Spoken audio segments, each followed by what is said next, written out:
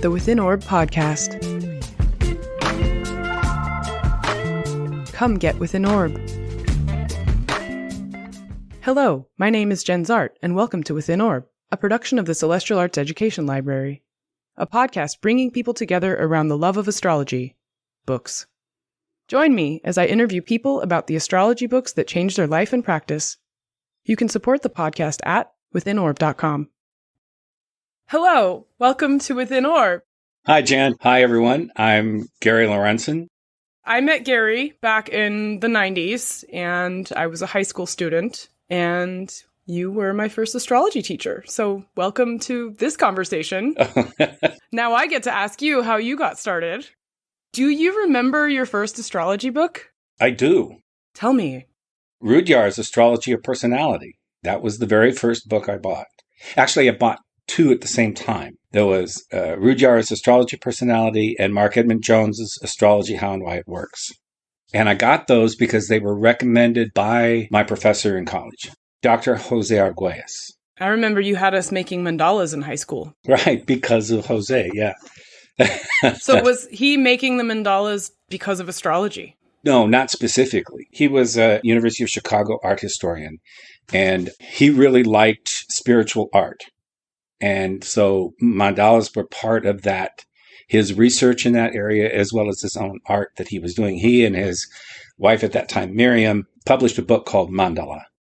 So as an art form, I was influenced by that too, but his recommendation, because he discovered that I was actually interested in astrology. I had found this, I didn't buy it. I picked it up from somewhere. I don't know, it was a paperback something. It was kind of a red cover. I don't remember the name of it, but it sort of gave you some astrological tidbits here and there. And I thought, okay, that's interesting. So I started asking other friends if they had looked into astrology. And they said, talk to Jose because he knows this guy named Dane Rudyard. This guy. That's awesome. Well, yeah, just my buddy Dane, Yeah. Well, I didn't know who Dane Rudyard was. Of course, no, you were just getting into it. So set us in the year, though. What year was this? 1972. And oddly enough, I guess it goes to my Mercury conjunct Saturn in Virgo, but when I bought those books, I wrote on the inside cover the date and time that I bought the books. Amazing. So I still have that recorded, by the way.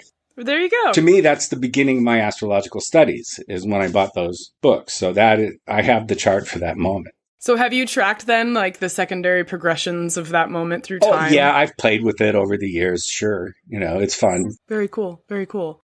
So you had two at once. You had Mark Edmund Jones and a Dane Rudyard anchoring you in the humanistic astrology tradition. And those two books really did change my life, especially Astrology, How and Why It Works, because that's, I guess to put it simply, it's a philosophical treatise on astrology. Did you have this version with the blue cover? Yes, that's the book text? I bought. Very cool. So what does Mark go into when he's talking about how and why it works? What's his thesis about how and why astrology works? Basically, it's a synchronicity thing.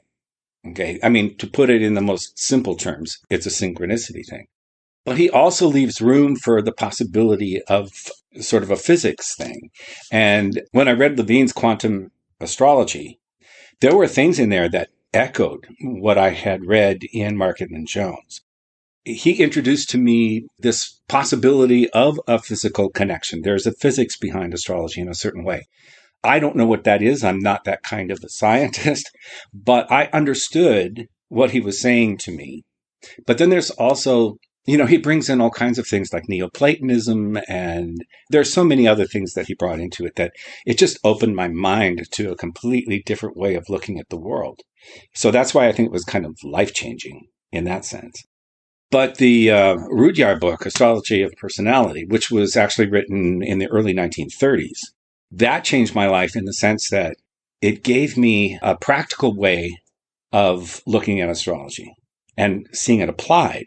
Whereas the Mark Edmund Jones book is very philosophical, and it's written that way, basically as a philosophical text, an academic text in philosophy. So what are some of the other books that changed your life in terms of astrology? Yeah, sure. When I was in grad school doing medieval studies, I picked up Ficino's 3 books on life. Now, Marsilio Ficino and his Florence school when I read that stuff, it was just like, oh my gosh, here is this man, and he's doing basically modern psychological astrology, in the 15th century. And that floored me, because when you read his books, you see the intellectual thread within astrology that leads to Dane Rudhyar, that leads to humanistic psychology. And this is in the 15th century in Florence. So that just blew my mind. That changed my life. Was that the first time that you had seen some of the deeper historical roots in it? I think probably yes. I think probably that was my sort of first journey into the medieval astrology that was being practiced, and through Ficino. I mean, that so influenced me. That was one of the reasons why I was adamant when I was on the Kepler board, trying to get our BA authorization to include the medieval studies. I had been reading Project Hindsight. I had been reading all of that material, but it goes back to Ficino that I really thought, wow, this stuff needs to be included in the curriculum. Right. And it was. Yeah, you were the curriculum designer for Kepler College in its first iteration, yeah? Right, with the bachelor's degree. And then the other, obviously, Richard Tarnas and Cosmos and Psyche. This brick of a book. That wonderful piece of... very, very intimations of a new worldview. Yeah, because what he does in that book is he just puts together in just this beautiful way, as a mundane astrologer, the way I was looking at things. But he just has this brilliant way of formulating it and putting it all together in this masterpiece, where I'm just out there doing my thing and, practicing that worldview. But he's so brilliant at putting it all together and making it a holistic thing. Mm-hmm. Kind of orienting you on the larger experience of the archetypal shifts in history. Right. And so, that was mind-blowing to me, reading his work and realizing that my work for the last 30 years has been doing the same thing. It's just that he was able to create this incredible piece of rationale and explanation for it all that I had not been able to do, or not even been able to see clearly. Wow. So that was life-changing for me. Very cool. With the part of you that's a trained historian, not the part of you that's a trained astrologer, right? Mm-hmm. And you're looking at Rick Tarnas's book. Are there facets of the historical practice that you might actually critique? Because I always think that no matter how influential a book is, there's always a way that we can see maybe its own blind spots or gaps. And what comes to mind for me would be, we love astrology, we're fresh to the practice, and then we see things correlate and we go, how cool, a pattern, right? But then what about what that pattern actually does? And then also maybe that we're choosing the pattern instead of the pattern existing in a way, like a cherry picking kind of situation. Right. Well, that's always the danger. Any kind of, astrologers have their own bias, intellectual bias when it comes to that stuff. And sure, trained as a historian academically at the University of Washington, then of course we were driven away from historicism. Mm-hmm. Basically, we would just say, don't even bring it up in class. We're not discussing it. We're not. You can't do taboo. That. It's taboo, right? And you're like, why? But the whole reason I started studying history was because I was studying astrology at the time. Because I didn't go back for my degree in history until 1978, 6 years after I started studying astrology. And it was because I was seeing, in looking at historical events and the cycles of outer planets, I was seeing correlations there. Mm-hmm. Okay. I didn't know if they were, it's not a cause and effect thing. I'm almost sure. But we go back to that synchronicity thing, that there are patterns of expression in these planetary pairs and how they play out. And so that's why I wanted to study history. So here I get there and I'm told, no, you can't do that sort of thing. That's called historicism and we don't do that. But I kept doing it, for me. It's hard to avoid as a meaning-making creature, especially also given our common background in literature and literary studies. We want to have a narrative and we want to see a developing arc. And the planets let us do that. Yeah, of course. But academic, scientific historians, those oriented that way, they're still in that mode that it's all completely random. There are no cycles. There are no patterns. It's strictly random events that just pop up. And there's no sense of measuring time. Right. Qualitatively. Yeah, they don't really measure it. They simply mark it. That's an interesting distinction. Did you spook people if you were in a predictive mode? Did they think you were spooky? No, I didn't spook people because I was really good at slipping the historicism into my research papers without it being too obvious what I was doing. But no astrology, only historicism. No astrology, only historicism. Okay. By that I mean implying that there was a pattern, that this couldn't be just a random event popping up out of nothing. But historians will talk about cause and effect. But it's almost as if they miss certain aspects of the lineage, because using the Tarnasian mode of looking through archetypes, for example, certain data comes to the fore as relevant that you would never have thought has a role to play. Of course. But it's hard to get historians to look at it from that point of view. It just is. Because astrology is a pseudoscience. And that is one of the reasons why I decided in the end not to complete my studies in history in graduate school and shift over to Germanics, where I could study medieval. Get medieval on it. Yeah. Well, and also because in that time period, astrology was still a worldview you could be immersed in. Yes, and exactly that. In the late 80s, when I decided to go back and do Germanics, there was this beginning sense of postmodernism, not just in writing literature, but in analyzing literature. So you could immerse yourself in the medieval point of view around any given piece of literature from that period and analyze it from within instead of from our modern rational point of view out here looking at it, where then I was able to do some analytical work with literature and put myself inside it, like with the four humors and stuff. So working on my PhD dissertation, which was all about the four humors, really, and specifically melancholy.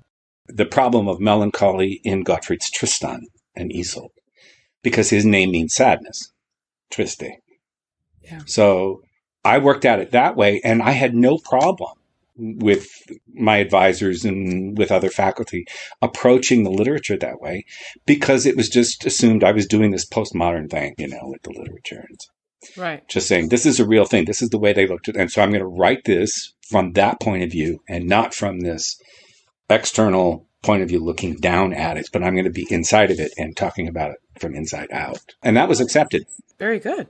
Yeah, that makes the data inside of the work also, again, have a different resonance with certain facts coming to the fore, certain metaphors and poetics coming to the fore that couldn't be seen from a more modern lens. Right. And I couldn't do that if I were writing history. They wouldn't let me do that if I were writing history. By the time I was finished with my BA and all that in history, it was very clear I was not going to be able to do a postmodern rant on, some historical event. Right. But I think that your own educational lineage has infused. It's almost as though when you started at Evergreen State College and there was that interdisciplinarity that stuck with you, even though you did go on to pursue other degrees. Right. And one of my favorite things about having been your student was that you taught us how to think historically inside of learning a German. I mean, it was like you were always teaching history, even though we were learning dirty dusty, right. Because the history of language is also the history of civilization. From my standpoint, it's studying etymology and the history of, say, Germanic languages, then you get a clear understanding, a better understanding than if you just studied the history. Because then it becomes almost psycholinguistic in understanding the cultures that developed through these different languages over the centuries and into the modern era with modern German and modern English when they have the same historical root. Okay, so then the other thing that is a hallmark of your work with astrology that has been an influence for me is that you practice mundane astrology, which is the least financially lucrative form of astrology possible, right? Right. You don't have clients when you're doing mundane, really. No. And so how did you get into doing mundane? I consider myself at this point an astro-historian and not necessarily a mundane astrologer, if that makes sense. Okay. Yeah, no, it doesn't actually necessarily make sense. Go a little bit more into what you mean by that terminology distinction. Because I really don't do mundane broadly or generally. I really only look at history and the outer planets from Jupiter out and their Synodic Cycles. That has everything to do with my shift from doing personal astrology to doing mundane astrology. I don't do meteorology. I don't do markets, financial markets. I don't do any of that. I stay strictly with history, historical process, and social process. So from that standpoint, I consider myself an astro-historian. Okay. Imagine stepping into a room of 5,000 astrology books, turning a corner and stepping into a room of 2,000 more. The Celestial Arts Education Library is every astrologer's dream, and it can be yours. I invite you to come support CAELi before you can visit physically. Your support will mean the creation of 52 new episodes of Within Orb next year, 4 issues of the CAELi Review, our inaugural journal, and countless book talks, events, classes for our community. Visit our website, www.caeli.institute/support, to select your level of care. Please help support CAELi into the future, our future, so that we may study the future together. Thank you for listening. Please enjoy the rest of the show. So what are some of the books that helped you develop your practice with astro-history? First and foremost is Planetary Cycles by André Barbault. I had read some of his articles in the early 70s, and that was one of the reasons I got interested in mundane anyway, was because of Barbault and the Barbault index. What is the Barbault index? He derives a mean number as an aspect between all of the outer planets, Jupiter through Pluto.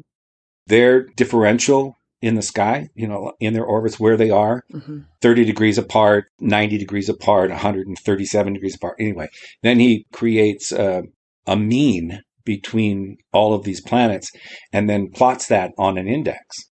On that graph, you have peaks and troughs. And there's also amplitude. How fast does it go from a trough to a peak or a peak to a trough? I think that has an awful lot to do with it too. So I call that the amplitude.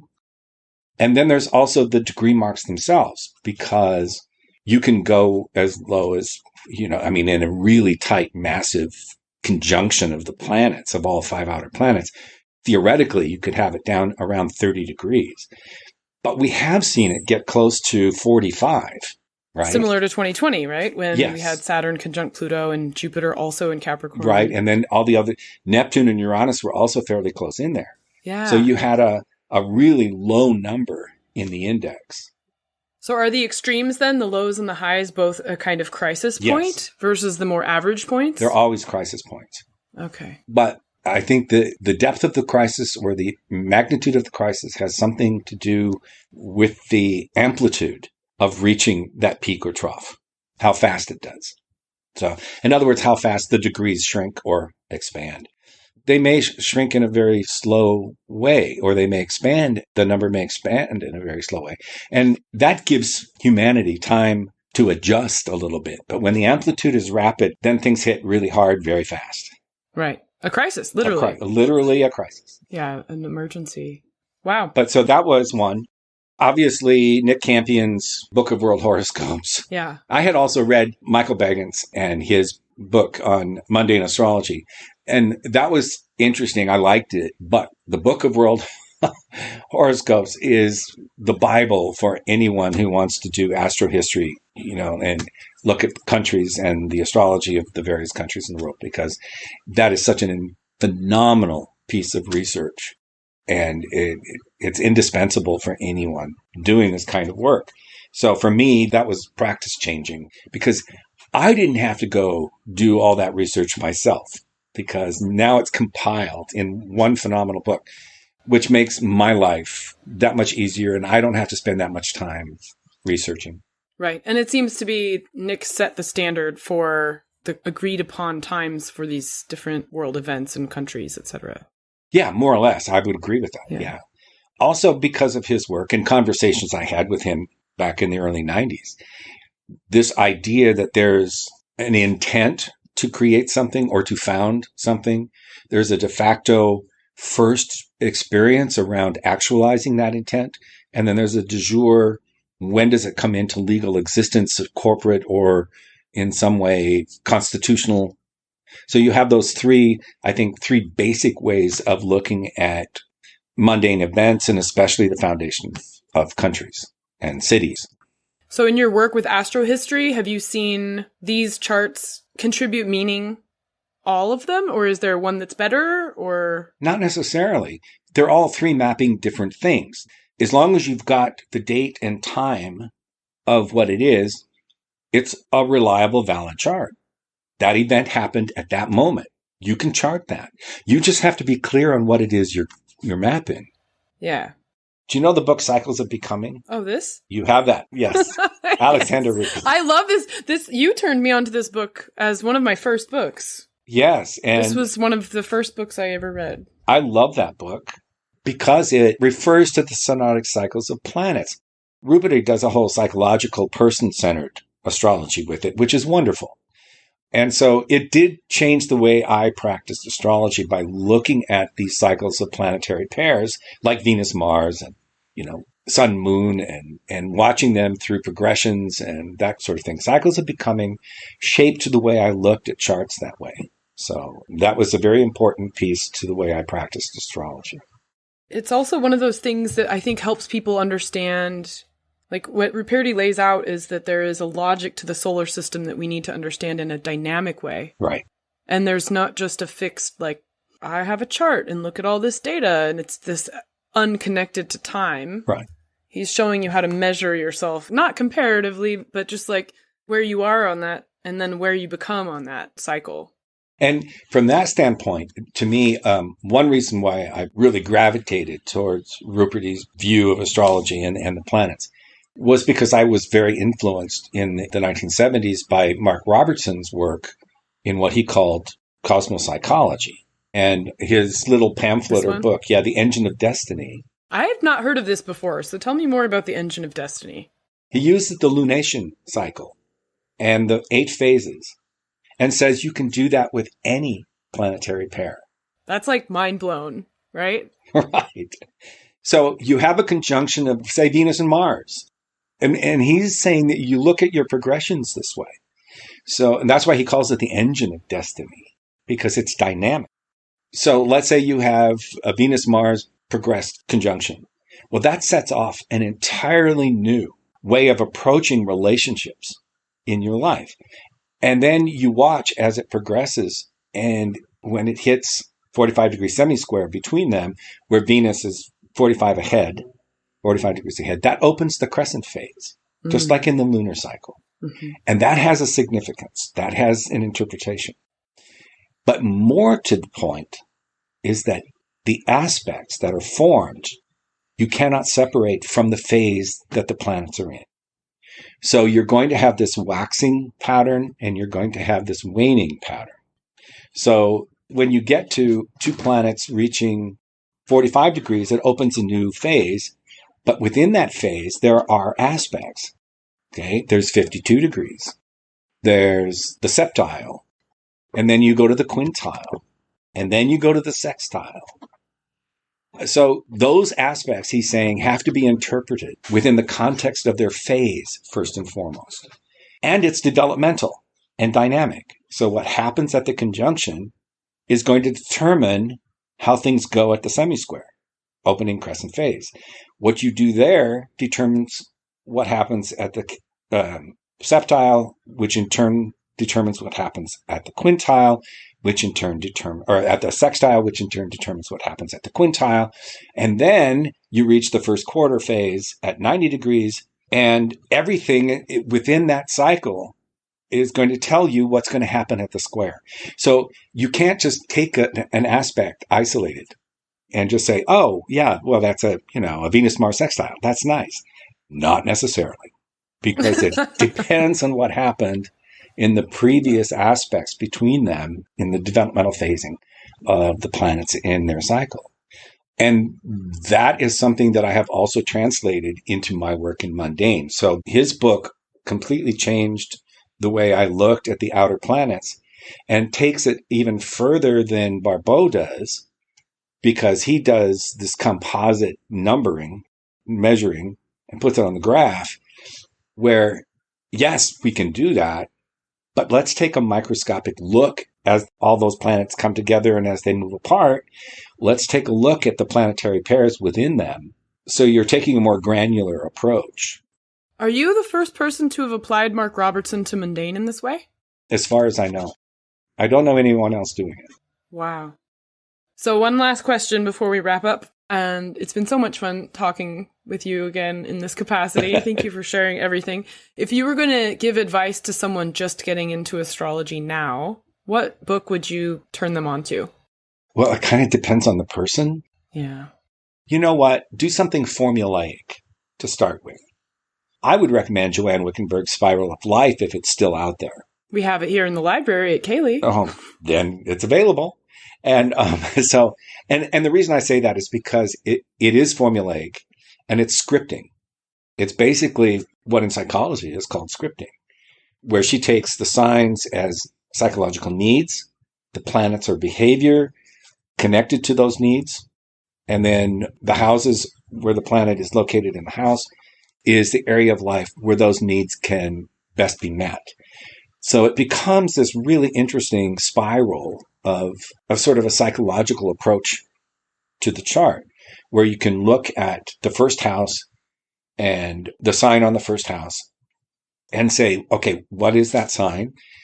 And in terms of the first house being my person or my conscious experience of myself and how it's projected to the world, how I am projected to the world, then what do I need in order to do that effectively? And what's the planetary ruler? Look to see what sign that is in. And the planet itself will tell you the kind of behavior you need. But then it's further qualified by the sign it's in. And then in the house it's in, where you can actually best actualize yourself and find a personal identity that works with interaction with the outside world. So it's basically a psychological script. And she does it, it's very simplistic in its approach and very organized, and I think would be extremely helpful to a beginning student wanting to figure out how to do a holistic approach to the chart and a humanistic psychological approach. Yeah, I think there's a use for astrology in many contexts. And so, the utility of approaching it through something like Joanne Wickenburg's Spiral of Life is that if that's all someone gets from astrology, they've had a really nice meal. It's been healing. It's nourished them somehow. And if they want to keep going and make it a lifelong passion, then they can get into the more complex ways that people have looked at the sky. But if that's the only thing they're going to get, they'll still get a lot. And that's why I think it's a great beginner book. Yeah. And then they can graduate from there and do more complicated things, more in-depth things, and branch out and do different astrologies and look at the past, look at mundane, look at anything. They can do all of that. But they have to have a foundation. For sure. Yes. Yeah. You got to get into the hermeneutic circle somehow. Right. So then everybody needs to become a historian. Yeah, sure. Even if you're just learning German or just learning astrology, you've got to know your history. What happened? You've got to know your history. Well, Gary, thank you so much for taking time to talk with me and also for being my first teacher. It's always fun to talk to you, Jen. It's always fun. Okay, so what's next for you? Just letting people know what you've got on your horizon. I heard you're writing. I am. I have a blog. I write stuff on my blog, and I just finished a 10,000 word thing on the planetary phases, what they mean, and the aspects within them, and what they mean, and how it's developmental, and you can't take an isolated aspect and try to interpret it if you're looking at the outer planets. Sure, in a natal chart, you are going to look at the aspects, and because it's a fixed moment in time for that person. And you have to interpret that natal chart accordingly. But when we're talking about the cycles of social and historical process, it's what's happening in the sky right now. So we watch the development of these outer planets from conjunction through the first quarter, opposition last quarter, back to conjunction. And we have to interpret the aspects within these phases somewhat differently than we do looking at aspects in the natal chart. And I think we need to expand on the way we think about aspects as being dynamic and developmental and not just static mathematical places on the 360-degree wheel. And this is on your blog, this article? Yes. Awesome. Where can we find your blog? GaryLorentzen.com. Okay, great. All right. Well, I can't wait to read it. It was so wonderful hearing you share about it. And yeah, until next time. All right. Until next time. Thanks, Jenn. Thank you for listening to Within Orb. To learn more about the Celestial Arts Education Library, or to become a member, visit our website at CAELi.institute. That's www.caeli.institute. If you enjoyed this episode, please help spread the word. Follow or subscribe to Within Orb in your podcatcher of choice, rate it 5 stars, or write us a happy review. This helps others find the show. We also want to give a big thanks to the indie band The E-Block for contributing their song Wake Up for our intro and outro music. You can find them at their website, eblockband.com. This is Jenn Zahrt, signing off for now. See you next time.